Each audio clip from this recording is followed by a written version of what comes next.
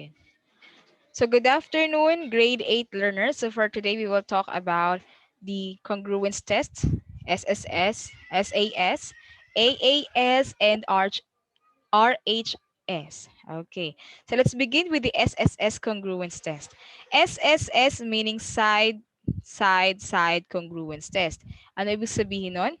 That their corresponding sides are equal. Therefore, if all corresponding sides are equal in a triangle, then the two triangles are congruent. Okay, let us see. 80 corresponds to OG. So therefore, if 80 is 3 centimeters and OG is 3 centimeters, they are equal. So 80 corresponds to OG and they are equal. Okay. Next, we have CA corresponds to DO.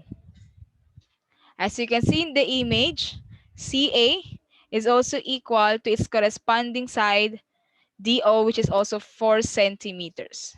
Okay, so they are 4 centimeters. And then the last one, CT corresponds to DG. Yan. CT is 6 centimeters and DG is also 6 centimeters. So the two corresponding sides are, so the corresponding sides are equal. Okay? So meaning, kung tatlo yung side nila na pareho sa kabila din, congruent sila by SSS. Kahit walang angle, as long as their corresponding sides are equal, then they are congruent. Okay? So triangle CAT is congruent to triangle DOG by SSS congruence test. Okay? Let us proceed with the next slide. Okay, now let's have the SAS congruence test. What does it mean? Meaning, side, angle, side. The two corresponding sides should be equal and one included angle. Okay, so let's say for the first side, we have side ED. Side ED corresponds to side IM. Okay, now side ED is 5 centimeters and side IM is also 5 centimeters. Therefore, this corresponding side, ED and IM, are equal. So they are both 5 centimeters. Okay, now let's have the included angle. Make sure na included angle natin nasa pagitan ng dalawang corresponding sides na chine-check natin. Okay, so hindi siya po pwedeng mapunta dito. Dito siya mag-i-equal o dito siya mapupunta? No. Okay? Kung nandito si side, corresponding sides natin, so dapat ito yung naka-fix na angle sa kanya. Okay? Now, and the included angle, they are also equal, which is also angle EDR is equal to angle IMS. Ayan, they are both 50 degrees. Okay, so we have here the first side, the angle, the included angle, and the other side, which is RD, which corresponds to SM. RD is 7 centimeters and SM is 7 centimeters. Therefore, RD is equal to SM. So, ganyan siya. That is for the SAS congruence test. Hindi po pwede na si angle mo ay hindi kabilang doon sa dalawang side for the SAS. Okay? Next. Okay, so let's have the AAS congruence test, meaning two corresponding no, two consecutive angles and one side. Okay, meaning the two consecutive angles should be equal to its corresponding angles, and then the two corresponding sides are also equal. Let's say we have here the triangle NIC and triangle SAM. Okay, here we can say that angle INC, this one, INC corresponds to angle ASM. And this one, ASM. Now, angle INC is 65 degrees. And then angle ASM is also 65 degrees. So they are equal. So angle INC is equal to M angle INC is equal to M angle ASM. So we're done with the first angle. Now let's have the second angle, which is angle. Wait, let's try to erase this one.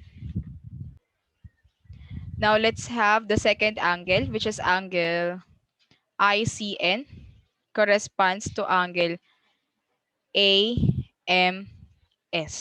Now angle ICN is 40 degrees and angle AMS is also 40 degrees.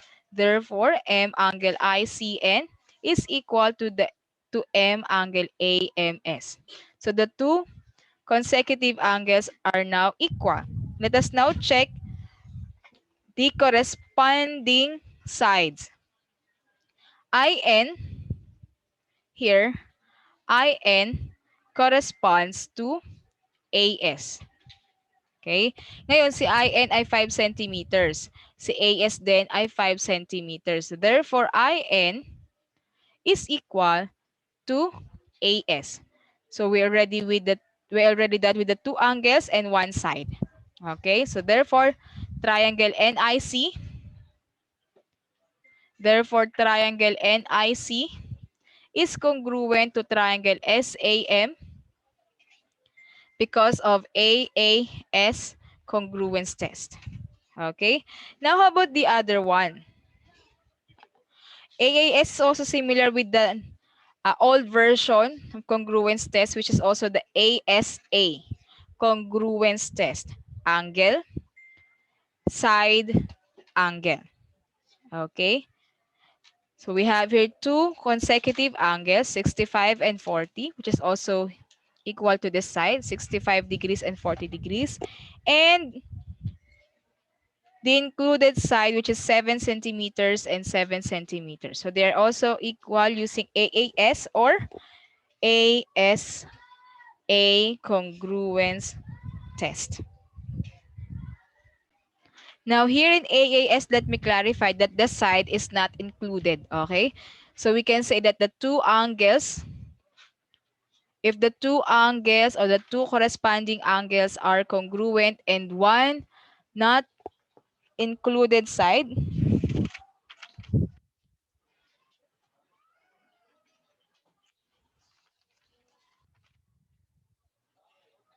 if two angles and a non-included side of one triangle are congruent to its corresponding parts or to its corresponding triangle, then they are congruent. Okay? Okay. So RHS congruence test, what do you mean by RHS? Of course, R for the right triangle, H for the hypotenuse, and S for the side. Okay? So meaning, if they are both right triangles, let us check if their corresponding hypotenuse and sides, hypotenuse and one side of the right triangles are congruent, then the two triangles are congruent. Okay? So check natin kung they are right angles. Yes, we have a symbol here, a box type. So meaning they are both right angles. Now let us check their hypotenuse. By the way, when we say hypotenuse, this will be the longest side opposite to the right angle. This one. This is the right angle and the opposite side, which is the hypotenuse. 5 centimeters ang sukat niya dito. Okay, so we have here the hypotenuse, which is 5 centimeters. Okay. Now, IT corresponds to US. Okay, IT is 5 centimeters and US is also 5 centimeters. Therefore, IT is equal to US. So the hypotenuse are now equal. Now let us check one. Now let us check its one side. So the given side here is IH. IH corresponds to UN. And since IH is 4 centimeters and UN is also 4 centimeters, therefore IH and UN are also equal. Now, if their hypotenuse are equal and the corresponding sides are also equal, then the two triangles are congruent. So triangle HIT is congruent to triangle NUS. Okay? Triangle NUS by what? By Rhs Congruence Test. So, ganun lang siya. Now, may question yung trustworthiness last time. Ma'am, ano yung unique triangles? Okay? So, unique triangles are also congruent triangles. Why? Kasi kahit anong gawin mo, i-flip mo, i-turn around mo, whatever, you will end up at the same triangle. So, that is a unique. So, yung ginawa niyong exploration, lalabas talaga that those triangles are unique triangles. Okay? Now, I also prepare some link dyan nasa website na mukhang mas maintindihan pa ninyo yung kung ano yung SSS, SAS, AAS, and RHS Congruence Test. Okay? Thank you very much, grade 8.